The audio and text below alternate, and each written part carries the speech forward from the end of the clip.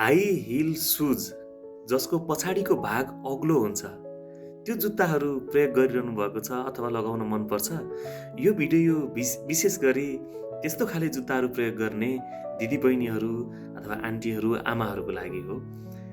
आज एउटै कुरा भन्छु, त्यो जुत्ताहरू चाहिँ तपाईँको खुट्टाको स्वास्थ्यको लागि अथवा हाम्रो पैतालाको भाग अथवा चाहिँ इँडीको भागको लागि चाहिँ अत्यन्त नराम्रो, धेरैवटा साइड इफेक्ट गर्ने र धेरैवटा रोगलाई निम्त्याउने, हाड जोर्नी सम्बन्धी, नसा सम्बन्धी रोगहरूलाई निम्त्याउने एउटा कारक तत्त्व हो।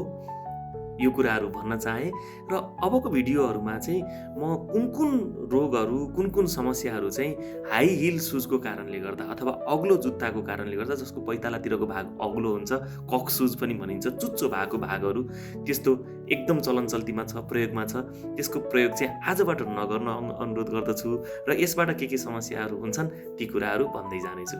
आजको लागि यति नै। हवस्, धन्यवाद, नमस्कार।